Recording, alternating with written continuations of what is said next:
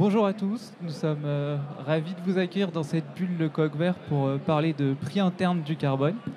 Nous allons donc aborder pendant les 30 prochaines minutes les différents enjeux liés à cette thématique, notamment l'anticipation de la réglementation, l'anticipation des prix de marché, mais aussi comment le transformer en opportunité et faire qu'il serve la stratégie de votre entreprise.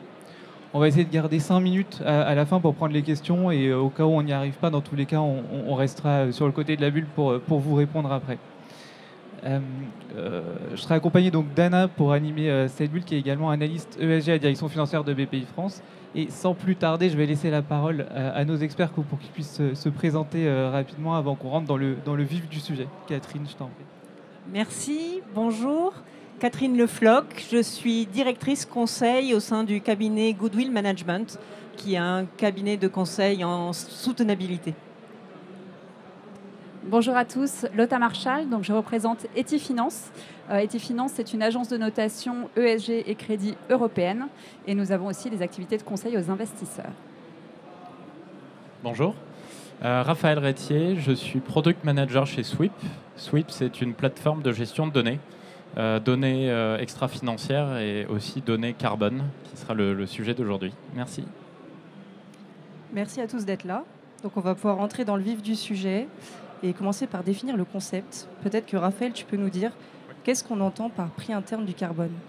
Alors pour définir le prix interne du carbone, je vais commencer par expliquer le prix externe. Voilà, comme ça au moins. Donc il y a plusieurs types de prix du carbone. L'intérêt du prix du carbone, c'est de donner un prix pour réduire les émissions. Les prix externes, il va y en avoir différents types. Le premier type, ça va être des prix externes explicites, c'est-à-dire il y a un prix et il y a quelque chose à payer en face. La taxe carbone, par exemple, à la pompe en France, le marché des quotas carbone européens, ou par exemple le CBAM, la nouvelle réglementation aux frontières sur les matières premières, certaines matières premières. Donc ça, c'est des prix externes qui sont clairement définis. Après, il y a des prix aussi implicites.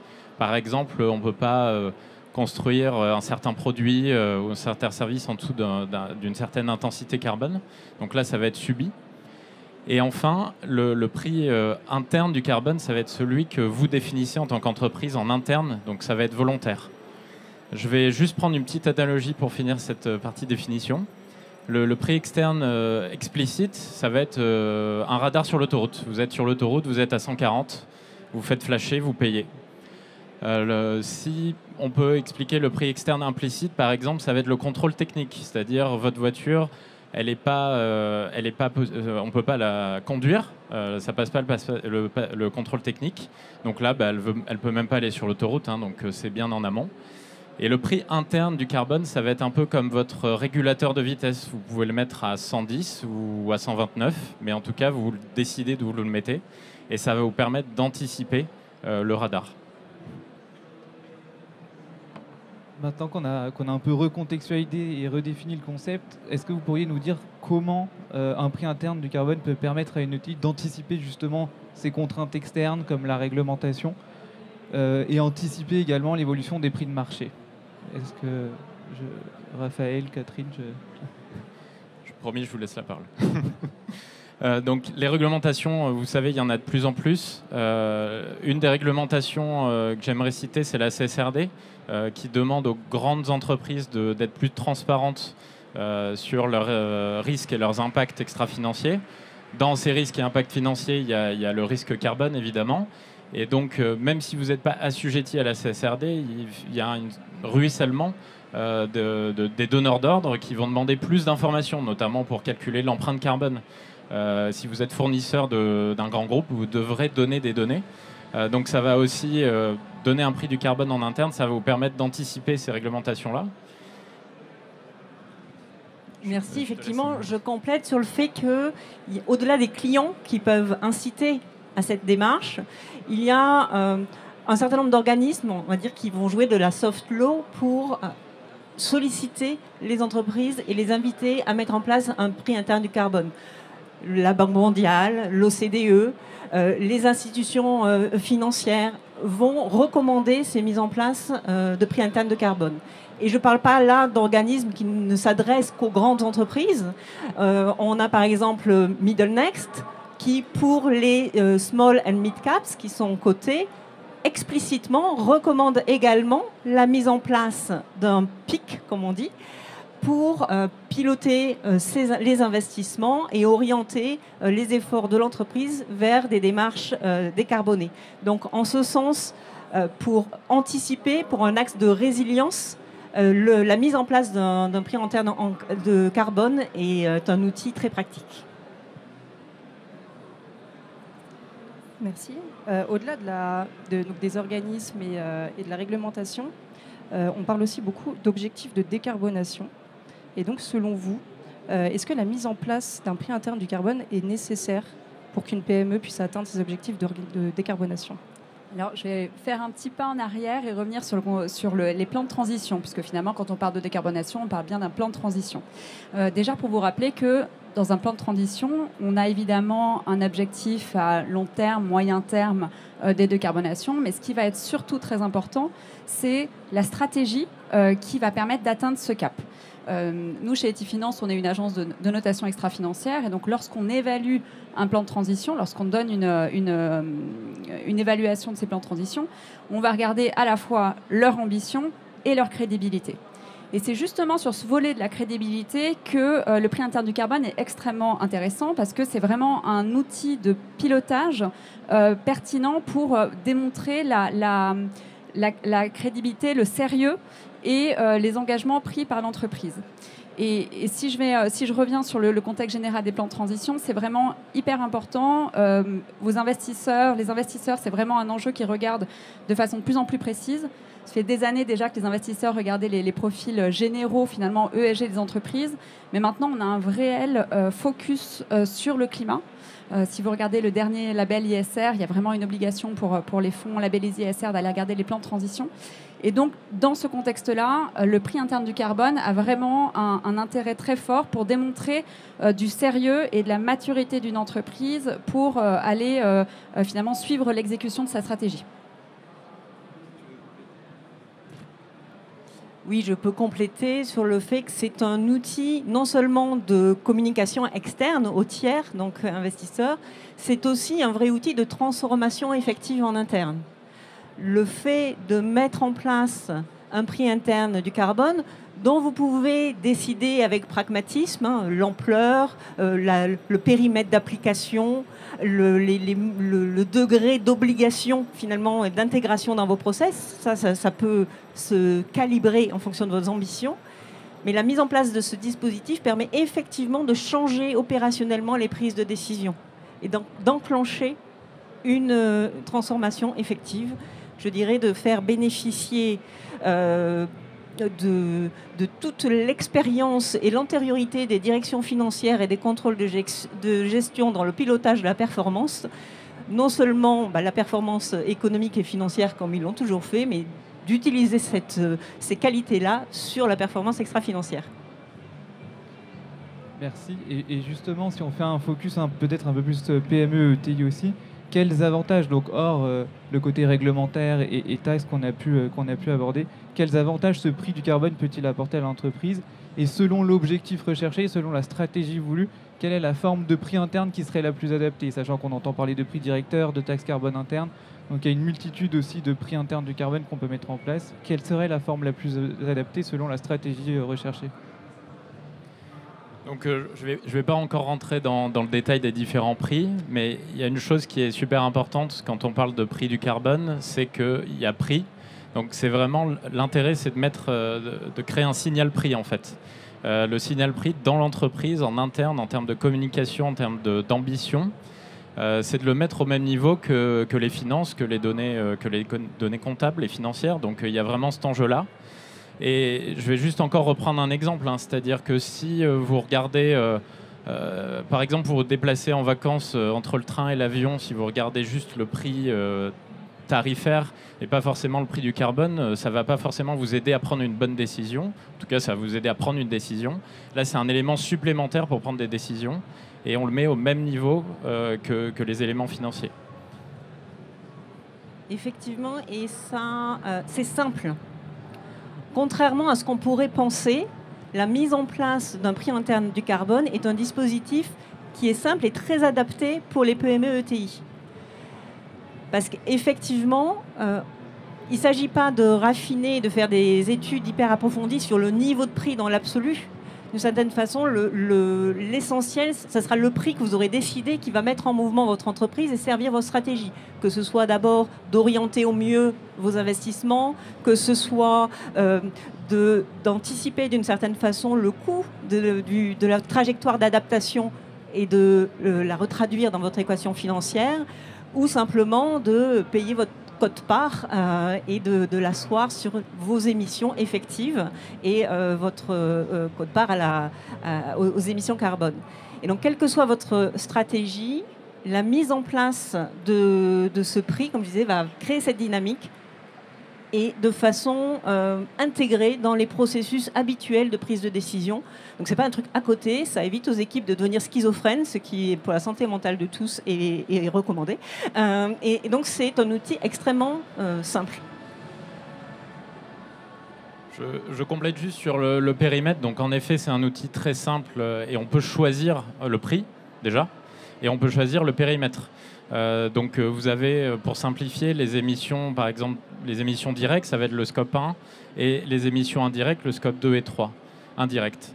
Il y a une étude du CDP il y a quelques années qui montrait que la majorité des entreprises qui mettaient en place un prix interne du carbone, 90%, le faisaient que sur leurs émissions directes. Donc dans certains cas, ça a totalement du sens.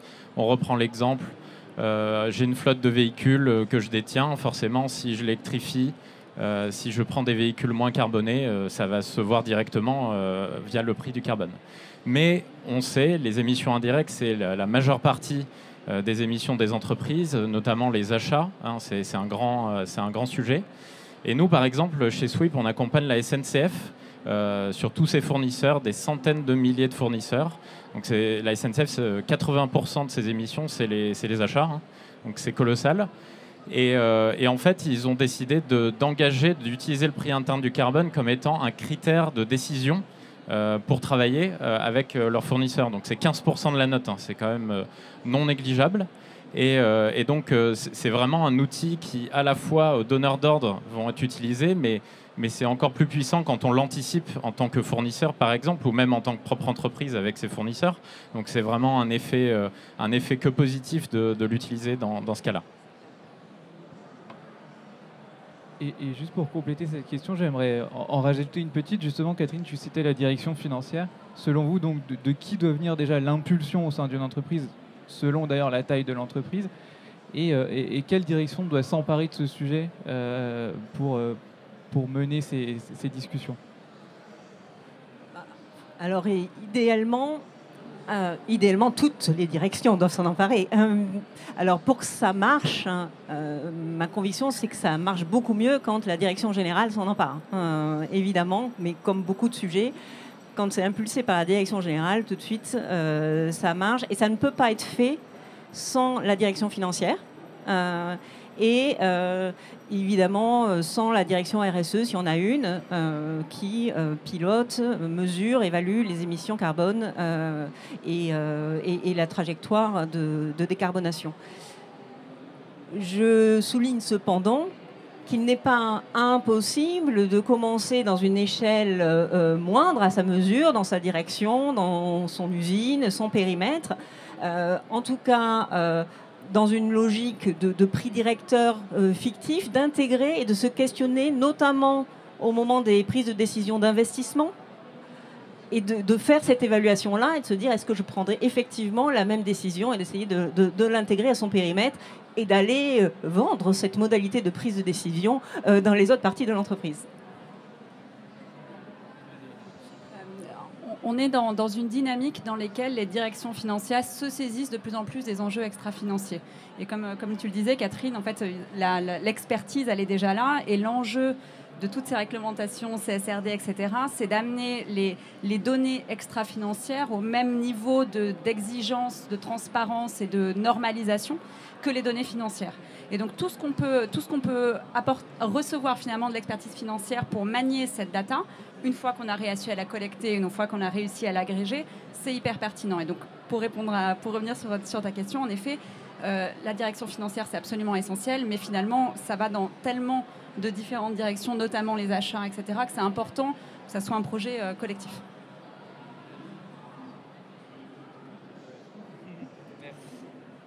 On voit à quel point donc, le prix interne du carbone est un outil de pilotage très utile. Est-ce que maintenant vous auriez quelques conseils à donner à une PME, quelques conseils pratiques, ou peut-être quelles solutions sont à leurs mains pour pouvoir vraiment mettre en place opérationnellement ce prix interne du carbone?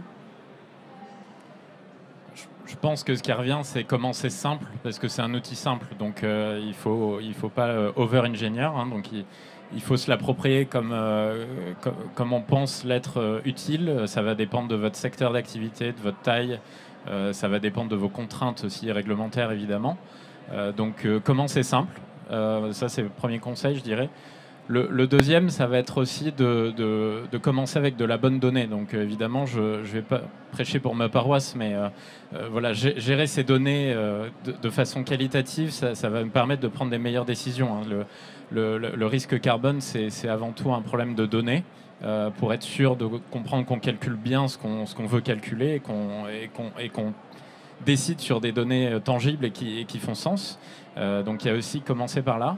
Et après, je donnerai juste un exemple. Chez Sweep, on a aussi mis en place le prix interne du carbone.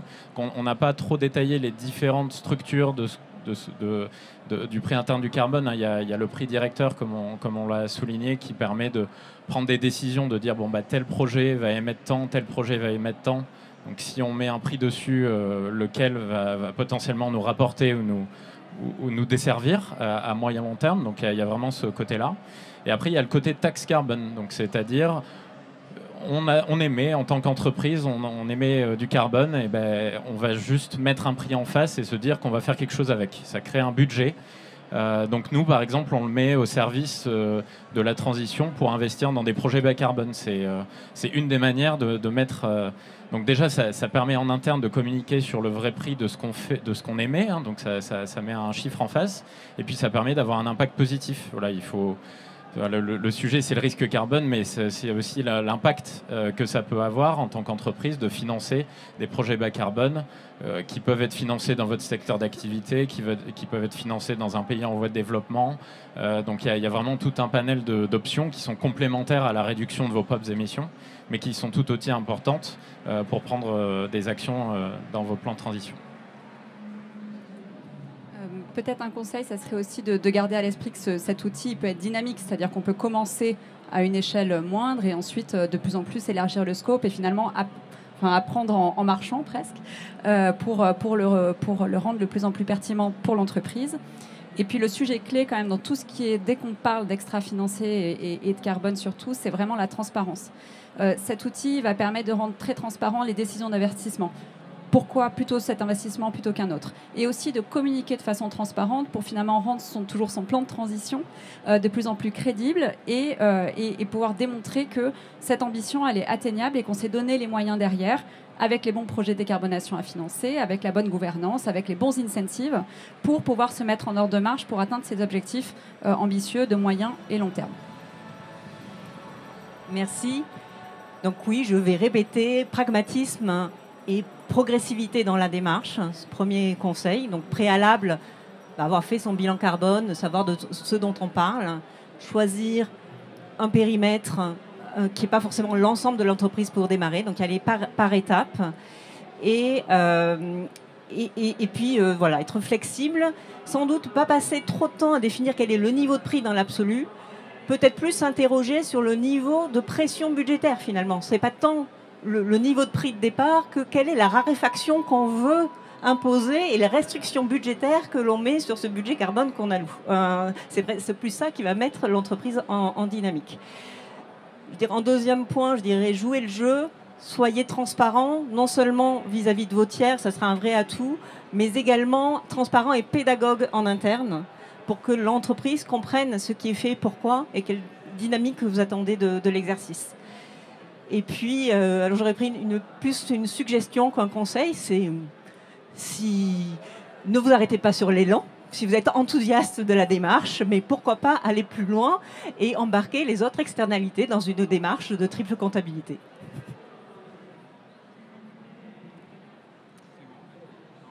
Merci à vous trois pour votre participation. Donc maintenant, on va pouvoir prendre quelques questions si vous en avez.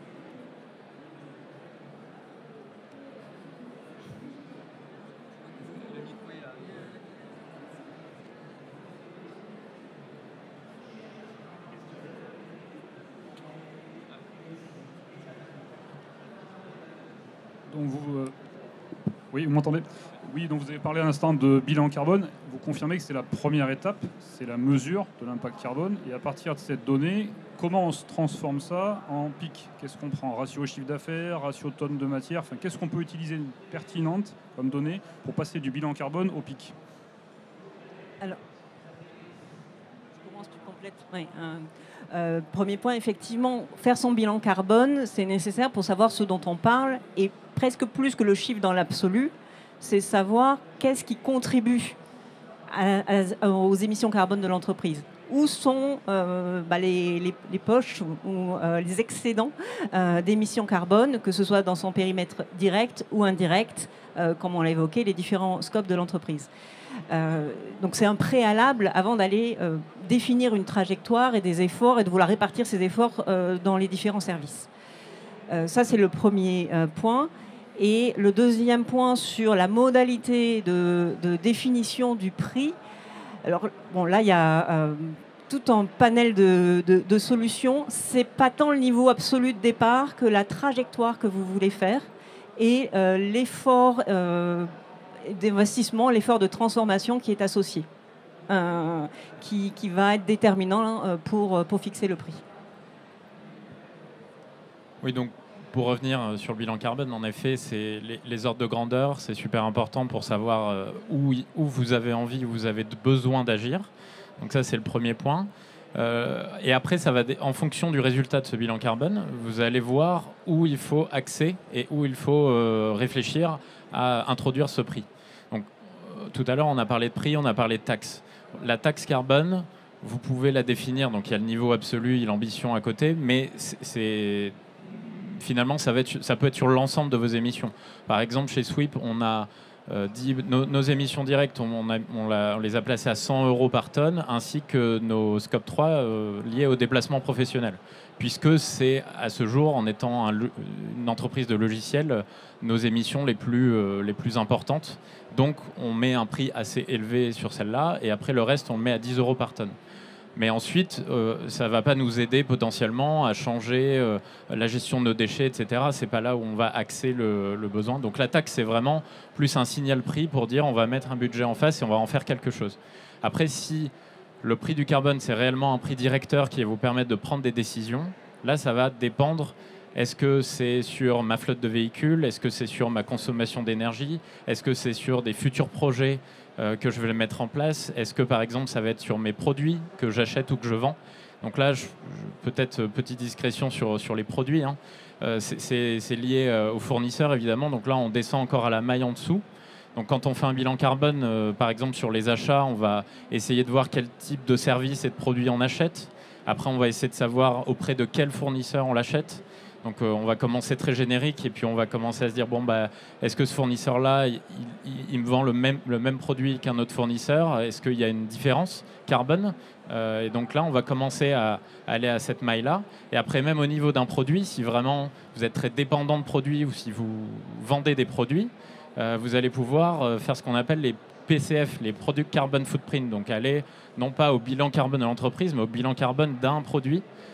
Donc le disséquer en termes d'étapes, la construction, les matériaux, le recyclage, etc., etc. Et donc là, ça va vraiment dépendre. La granularité peut aller dans le détail. Hein, et le prix, c'est juste un élément parallèle à prendre en compte par rapport à tous ces éléments-là sur lesquels vous voulez agir.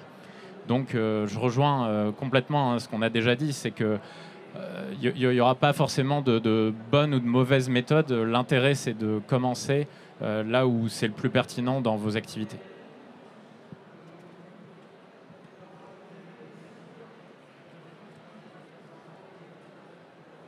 Merci. Vous avez pas mal centré la discussion, vous m'entendez? Sur un indicateur de gestion, en quelque sorte. Mais est-ce qu'en amont, on ne pourrait pas avoir un peu la démarche d'analyse des process et même de mes implantations? Parce que si je prends le risque carbone, c'est pas, là, c'est le risque du prix du carbone, en quelque sorte. Mais en amont, il y a d'autres risques. Est-ce qu'en première étape, il n'y a pas un peu d'abord à faire une analyse de mes risques de façon plus large que simplement sur l'axe d'un axe de gestion? Oui, alors on a centré effectivement le débat sur la question du carbone et du prix interne du carbone. Effectivement, on a fait le choix de ce focus-là. Bien entendu, dans les risques de l'entreprise, il est recommandé de regarder en interne et le long de sa chaîne de valeur, en amont, en aval, l'ensemble des risques et opportunités. C'est d'ailleurs la logique de la fameuse CSRD. Et sans rentrer, selon la taille de l'entreprise, dans un dispositif aussi complet que la CSRD dans le cadre réglementaire, moi, je ne peux qu'encourager de répliquer cette logique qui est en fait assez stratégique au niveau de la double matérialité, qui est de s'interroger dans son activité où sont les enjeux. Et effectivement, on sait que le sujet carbone est sans doute le plus mûr, le plus partagé, le plus pédagogue et le plus mûr en pilotage parmi les différents sujets. Mais selon l'entreprise, peut-être que l'effort est apporté sur autre chose. Oui, je complète. Vous avez parlé en effet d'implantation, etc. Donc, juste pour se reculer un peu, en effet, on a vraiment focalisé le débat sur le prix interne du carbone, qui est lié finalement au risque carbone en général, au risque de transition. C'est-à-dire, est-ce que mon entreprise, dans un monde 2 degrés qui est plus ou moins atteignable, mais en tout cas dans un monde qui se décarbone, comment mon entreprise survit et se démarque? Après, il y a aussi les risques physiques, évidemment, qui font partie de l'analyse de dire est-ce que mon entreprise va subir des risques climatiques, physiques, de stress, d'inondation, etc., dans les zones d'implantation. Donc ça, c'est vraiment une analyse complémentaire à tout ce qui va toucher à l'émission carbone et tout ce qui peut être fait pour le risque de transition. Mais il est vrai que, notamment quand on a des activités pour lesquelles l'action de décarbonation nécessite des investissements importants, que je ne peux que recommander d'avoir l'état des lieux des enjeux d'adaptation au changement climatique qui soit fait concomitamment. Parce que la réalité, c'est que, par exemple, si on a des actifs immobiliers importants, on ne va pas intervenir 2 fois avec des investissements colossaux pour décarboner une fois, puis se rendre compte qu'en fait, il fallait faire d'autres actions pour s'adapter, adapter son entreprise. Donc, je ne peux qu'inciter à travailler sa trajectoire de décarbonation et anticiper les risques d'adaptation également, et regarder aussi l'ensemble des risques. Mais c'est le sujet de caler sa stratégie, qui est un point en préalable finalement à la mise en place de la démarche.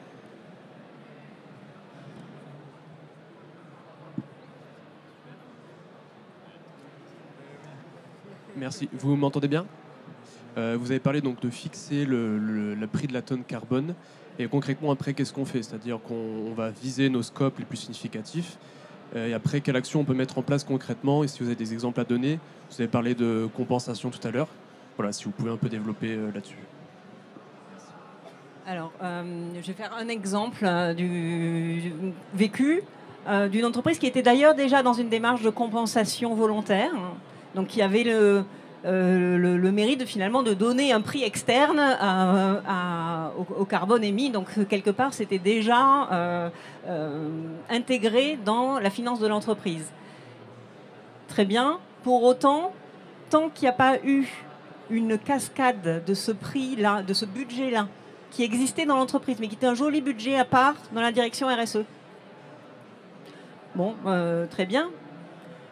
Tant qu'il n'a pas été réalloué là où les décisions, en l'occurrence de transport, mais voilà, là où les décisions de carboner étaient prises, il n'y a rien qui changeait. Le jour où on réalloue à l'endroit de la prise de décision, là, d'un seul coup, en fait, la décision se prend. Pas que les gens ne voulaient pas considérer la question avant, mais quand on leur demande d'un côté optimiser votre budget, puis faites aussi attention au carbone, mais c'est l'enfer. Donc là, le fait de réallouer et de le mettre finalement dans le prix interne du carbone, ça simplifie les choses et ça crée effectivement une dynamique. Donc c'est ça qu'il faut aller chercher, pas tant voilà, rendre compte, se dire oui, c'est piloté. Alors c'est déjà une première étape, hein, se dire, et dans l'équation de l'entreprise, on le pilote, on a une trajectoire, on le raconte à l'externe, en interne. Mais moi, ce que j'aime bien aller chercher, c'est la mise en dynamique. On arrive au bout du temps. Merci beaucoup pour votre participation. Et on reste bien sûr disponible s'il y a d'autres questions, n'hésitez pas.